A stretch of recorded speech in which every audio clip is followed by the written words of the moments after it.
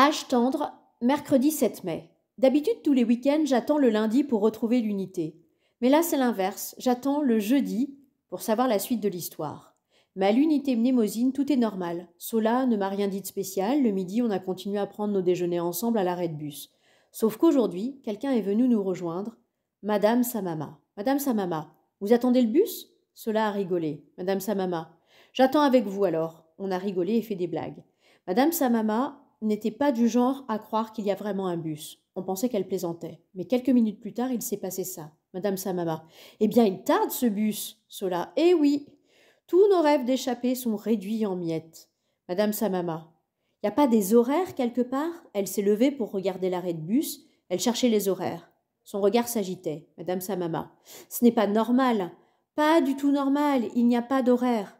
Sola a arrêté de rire et moi aussi. Moi. Mais Madame Samama, vous saviez bien qu'il n'y a pas de bus, Madame Samama. Comment ça, pas de bus? Sola a dit très vite. Pas de bus aujourd'hui. Il y a grève du bus aujourd'hui, Madame Samama. Oh là, malheur. Eh bien, il va falloir prendre notre mal en patience. Et elle est repartie lentement vers la maison. Sola m'a regardé brièvement et moi aussi. Et on a vu qu'on avait des cloques de larmes dans les yeux. Car vraiment, on n'avait pas pensé que Madame Samama serait du genre à faire le truc de l'arrêt de bus. Plus tard, j'ai dit à Octavio. Moi, Madame Samama a fait le truc de l'arrêt de bus tout à l'heure. Octavio, oui. Madame Samama est sur une pente inquiétante. Moi, c'est peut-être seulement passager. Octavio, peut-être. Je ne comprends pas comment Madame Samama peut passer d'une semaine à débattre de la campagne présidentielle actuelle à une autre où elle attend un bus imaginaire. Dimanche 11 mai. Nous avons passé un autre pont chez Sola, et à nouveau, il s'est passé les 3 jours avant qu'elle me raconte la suite de l'histoire. D'abord, le jeudi, on est allé faire une grande randonnée sur les falaises, depuis le cap Blanc-Nez jusqu'à Diguemer. Sola n'a pas raconté. Le jeudi soir, on est retourné pêcher la saligote. Sola n'a pas raconté. Puis, le samedi, elle m'a emmené jouer à Calais. J'ai gagné 35 €. Encore une fois, j'ai cru qu'elle allait me raconter, mais non. Puis le dimanche, on est allé se promener dans les champs. On est allé voir un blockhaus immense en ruine dans un petit bois qui a été planté là par les nazis.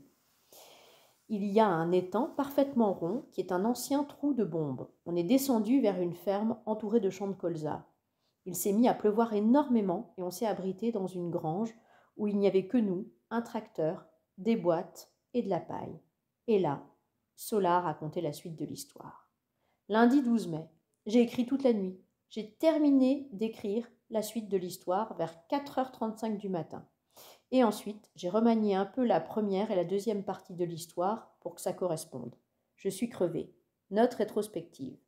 Et puis, quand il a fallu compiler tout cela, évidemment, j'ai écrit et réécrit. Au bout d'un moment, il faut décider de s'arrêter, car on a une deadline, exemple, remise du rapport de Cercy. Alors, je mets là la version finale de la troisième partie.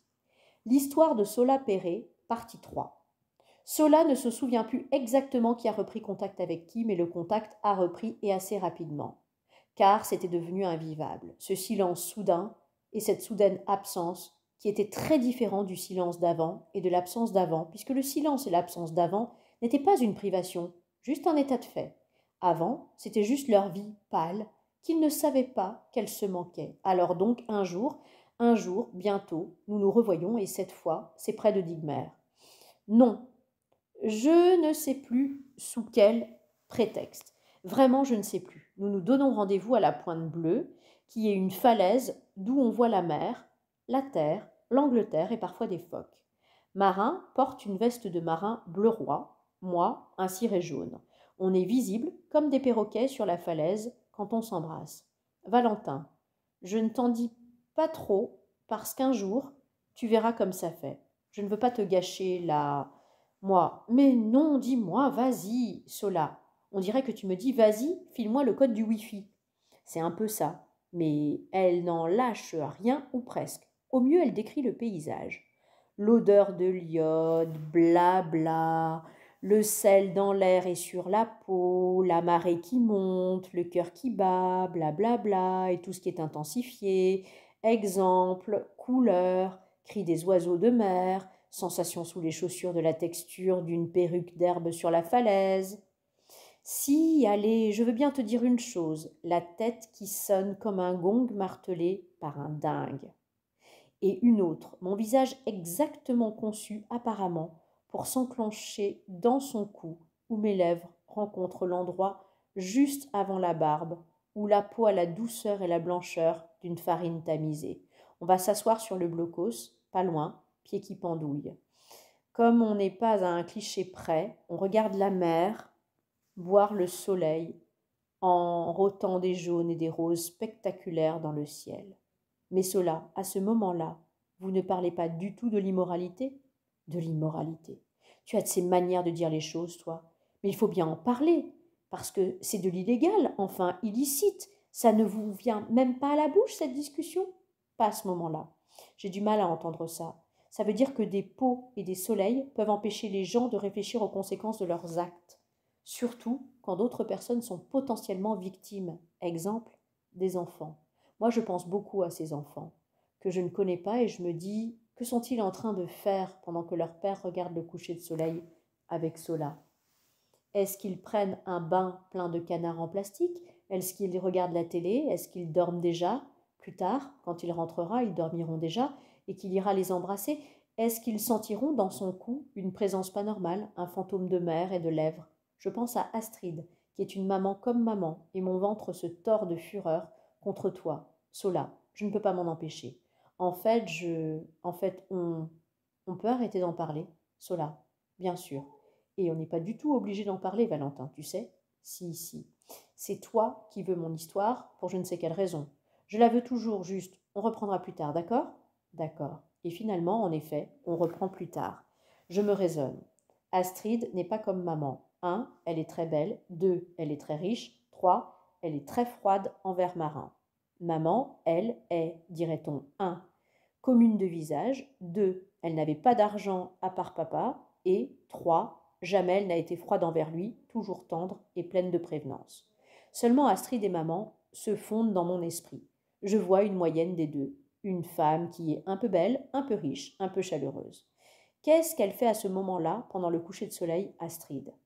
Sola ne se rappelle même plus quand c'était. Sola, je n'ai rien noté. J'aurais dû noter, mais je n'y ai pas pensé. Je n'ai pas d'agenda, presque pas de photos, pas de journal, pas de lettres. J'ai... Pfiou!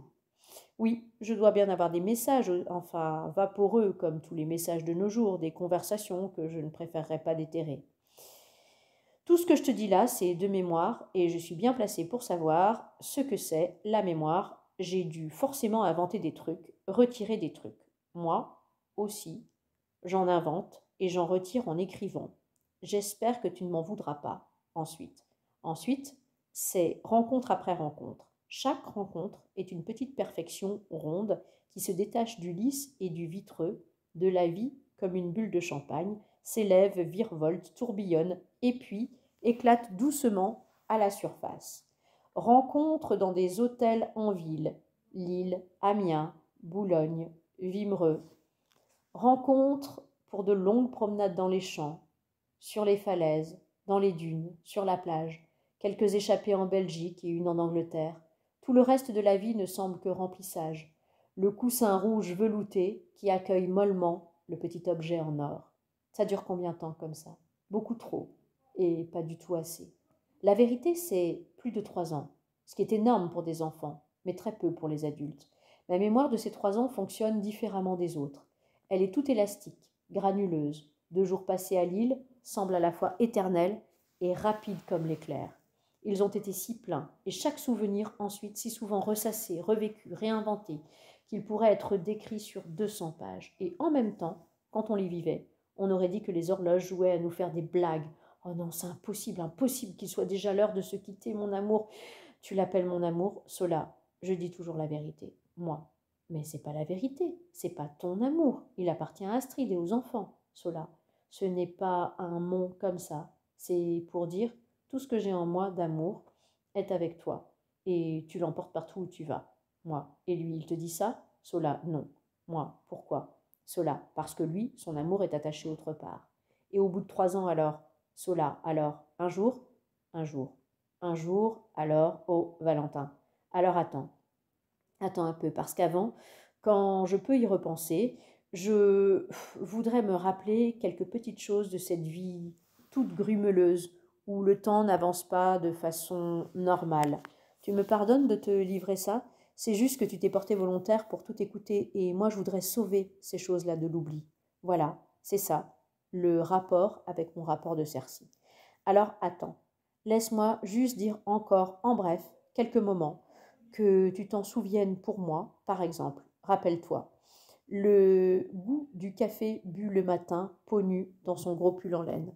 Souviens-toi des savonnages sérieux sous des douches d'hôtel. Souviens-toi, s'il te plaît, de la douceur de se heurter au milieu de la nuit, au milieu du lit, sans se réveiller, ou à peine, comme deux feuilles qui se cognent. Note les rires et les caresses sur le bras dans les musées. Rappelle-toi les baisers rapides dans les ascenseurs, juste avant que la porte ne coulisse sur des halls bondés. Consigne les conversations sur le passé, le présent, l'évitement des conversations sur l'avenir. Préserve, oh je t'en supplie, préserve cet amour d'une nuit d'été sur le toit tiède où le phare de la tour Eiffel venait crayonner nos visages. Souviens-toi de nous serrés l'un contre l'autre dès que la foule se disperse ou qu'on trouve un endroit où personne ne respire. Garde les soirées cinéma aux films à peine regardés. Garde les retrouvailles qui jettent de nouveau nos encres dans l'existence et stocke quelque part les petits cadeaux de rien. Un coquillage dont les couleurs rappellent ceci ou cela, un livre chiné, un stylo rigolo, une boîte de pansement Nemo. Moi, mais ces choses-là, c'est des trucs d'histoire d'amour en général. Cela, en général et en particulier, ce qui est épuisant, c'est de continuer à les faire exister. Et un jour, attends, encore un peu, parce que cet amour dure et dure. Et plus il dure, plus il devient une source de la plus grande douleur et du plus grand bonheur. Il a la capacité à produire ces deux choses-là et à le faire avec beaucoup d'intensité, de sérieux et de discipline. Attends, il faut une pause avant la dernière partie de mon histoire, il faut une respiration. Mardi 13 mai. Je trouve cela très difficile de devoir attendre encore pour connaître la suite de l'histoire, mais si d'un côté je la connais, je sais ce qui va se passer, mais j'ai comme une curiosité de savoir exactement comment c'est arrivé et pourquoi, et surtout un désir de pouvoir ensuite la rédiger pour la sauver. Aujourd'hui, il a grêlé dehors, mais dedans, on a mis la chaleur, qui est une température de 27 degrés. Cette température va durer jusqu'au 30 août.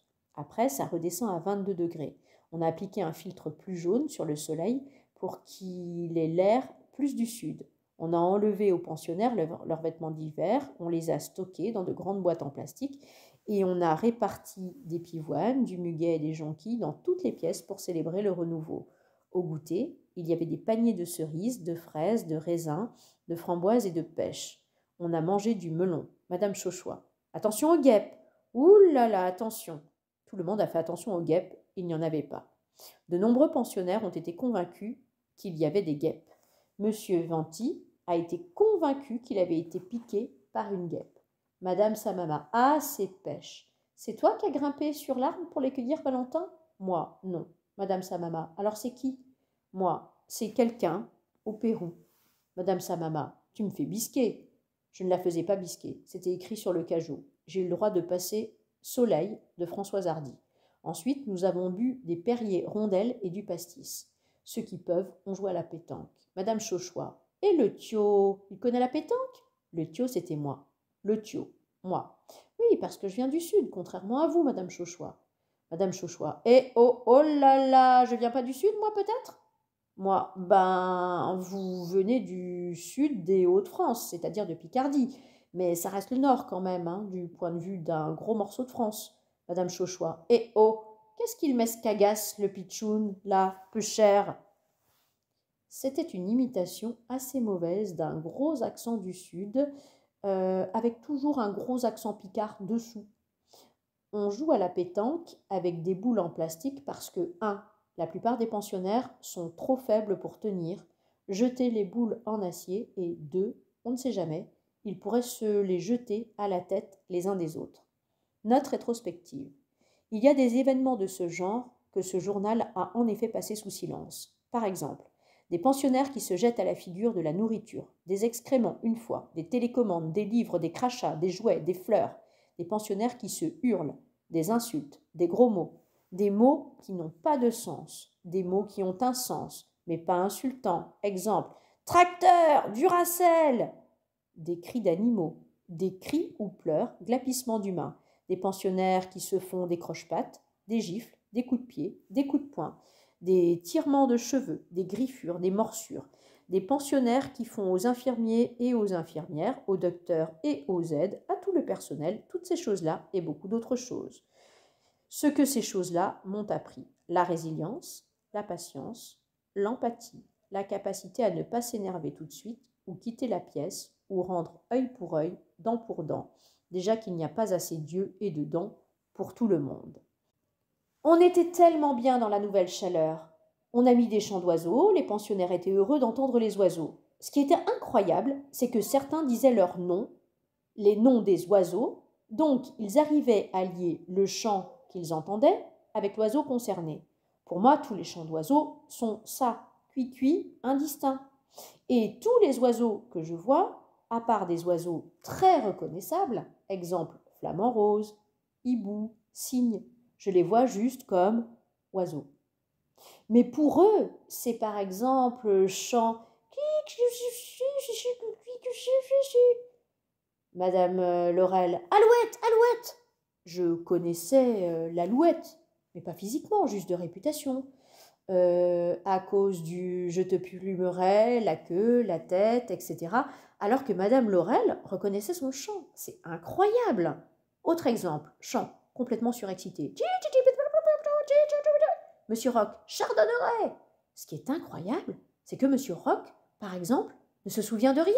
Mais de rien, par exemple, il appelle un yaourt paquebot. On lui dit « Qu'est-ce que vous voulez comme dessert, Monsieur Rock ?» Et il dit « Paquebot !»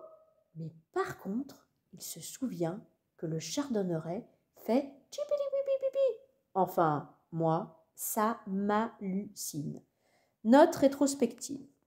Les pensionnaires emploient souvent un mot pour un autre, un prénom pour un autre, comme s'ils prenaient le premier mot que leur tend leur cerveau pour désigner les choses.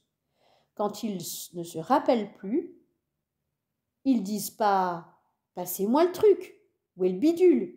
Ils disent « où j'ai mis mes corneilles » au lieu de lunettes et « donne-moi un haricot pour un verre d'eau » par exemple. Et il faut essayer de les comprendre. C'est à chaque fois une petite devinette, une petite poésie et une petite tristesse.